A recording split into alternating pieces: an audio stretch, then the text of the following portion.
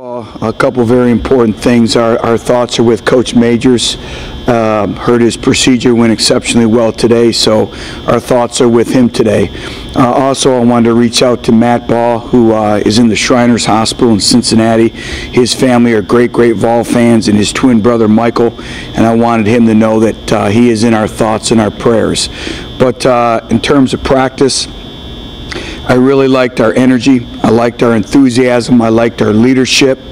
I joked around about it, but I was kind of serious. We may have completed more passes in one Skelly than we did all of last year. But, you know, I thought, again, our kids had great focus. I liked what I saw. Now, obviously, a lot of things we need to clean up, and there's so many things that you can do just in helmets.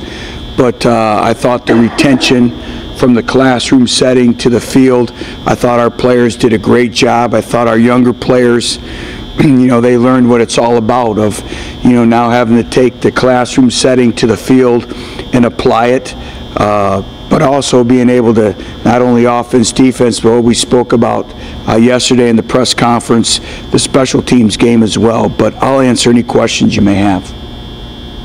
But you mentioned all the completing more passes. Is that just a product of having, you know, a receiving core that's been around for a year for the most part, or was it the quarterbacks looking better? Well, I think it was a combination of a lot of things. You know, first of all, experience, you know, from some of the individuals of going through it now for a year, even though 50% were new today, but also the development of the players that played last year, but also the additions of Von Pearson and Josh Malone and Daniel Helm and Ethan Wolf and, you know, Hurd, all of them. You know, I think all those individuals, you could see the difference. You know, you could see the difference in team speed.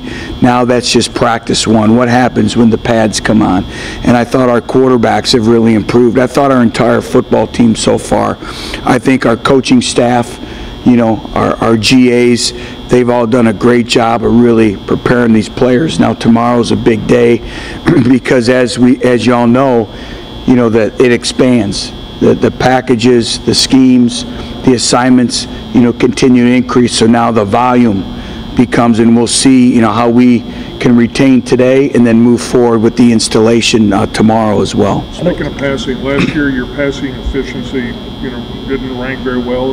Do you feel like it can go way up this year, or is that, you know, a stat that's deceptive, or just where do you think that can go this year? Well, our passing game needs a lot of improvement, and we all know that, and it stems with, you know, being able to make big plays. Big plays were almost non-existent last year, and so today we had some big plays, you know, against some quality players.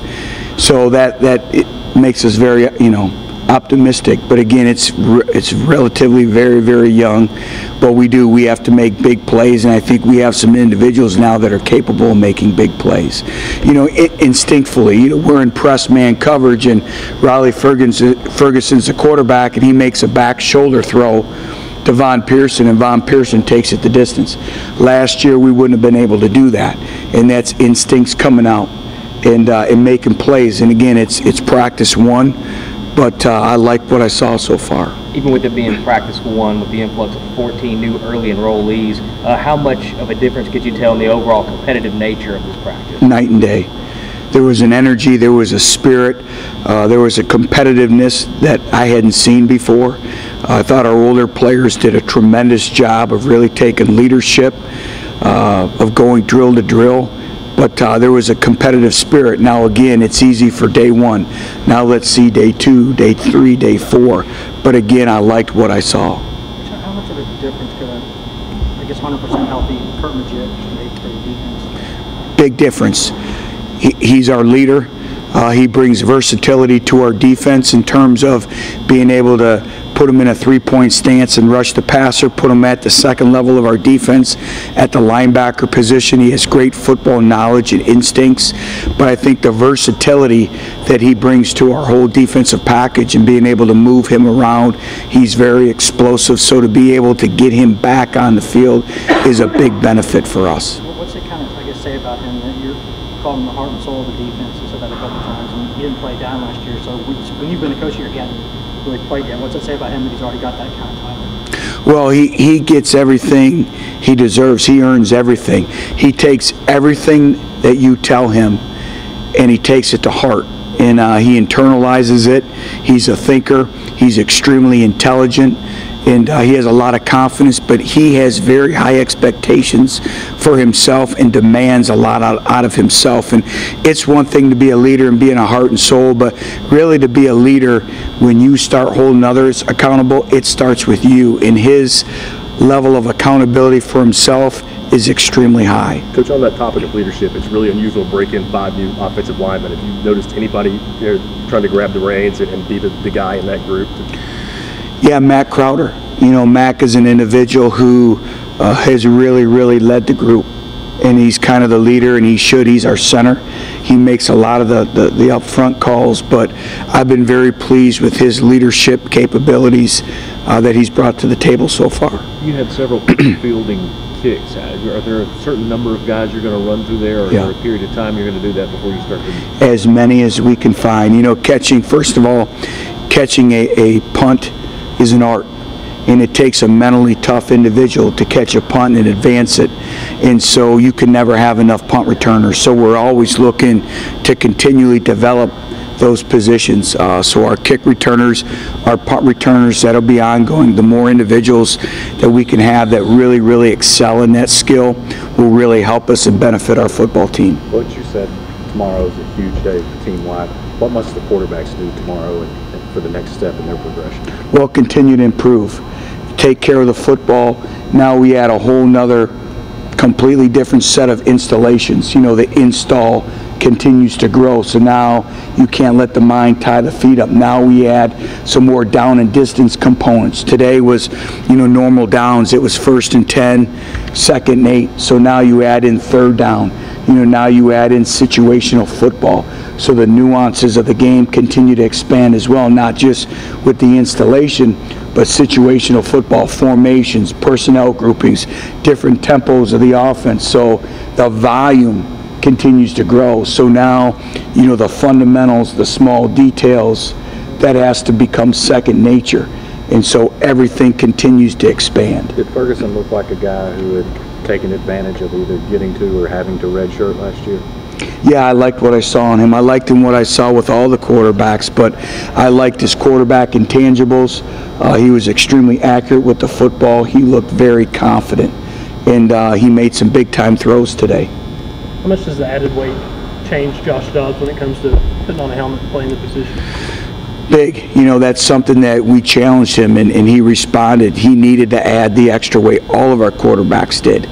And I think Dave Lawson, Mike Sershin, our entire strength and conditioning program did a great job of getting our players stronger. But also, you know, in this whole mix, and we talk about the quarterbacks and the increased volume that'll continue to grow, but also it's being in football shape. And it's really hard to emulate football shape until you actually get out here and play football. And so again, the legs are going to become a little bit tired. You know, the mind's going to be a little bit weary. So that mental conditioning element also starts to kick in as well. You had said earlier, a couple weeks ago, that Marlon Lane had shown a tremendous turnaround for the positive. Did that show up on the practice field today in practice one in terms of leadership? Absolutely. He led. He was vocal. And I like the way he practiced. He practiced like a senior should in our program. He was leading the younger players. He was coaching them. And that's the thing I liked about our players today is they coached each other. It was a loud practice. You could hear a lot of people talking, and I like that. Communication is the key to everything, especially playing football. And I thought our communication amongst our players was very good. But again, everything now is, again, you know, when everything increases, you know, the volume, everything, the communication needs to grow. This is just step one.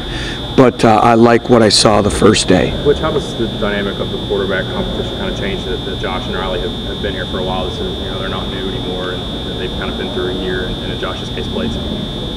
Well, again, familiarity is key. They know what to expect. They know where they're going on the practice field. They understand the drills. They understand the meeting environment that Coach Jake has, the structure in our program. They understand, you know, how you take notes, how you watch film, how you evaluate yourself. So them now going through a season, although this is their first spring football, but having them in a program in a year, I could see the benefits and I could see that experience show today. After so many injuries at quarterback last year, how nice was it just to have competition? Oh, it was great. Guys? It was great. You never been through a year like we were last year with the injuries at that position. And so again, competition is extremely healthy, and you could see it, but not just interpositional competition, but on both sides of the ball. You know, Cam Sutton, Justin Coleman, they're going to be better football players going up against the Josh Malones and the Von Pearsons. They're going to make them that much better. Jason Kroom has had a very, very good offseason. Getting Josh Smith back out there running routes was great to see. So that competition, you know, our safeties with now the tight ends and bringing some tight ends in your program that can run a little bit. So that helps, that creates competition, but that's how you get better, that's how you grow. With Pig Howard being out for spring, is there a particular player you're looking at to fill his void this next couple of months? Well, one of the things we've really stressed, which we didn't have the luxury of doing last year, is every single receiver in that position group has to learn all the positions. So what we're doing is we're teaching it by concept, but also they have to learn the inside position and outside position. Last year, you know, they only learned 1 or 2 spots, but now we want to have that dynamic where we can move these individuals from the slot to the outside. And you know, Von Pearson is one of those individuals who we started him in the slot, but we're challenging our wideouts to know all the positions in our offense this spring.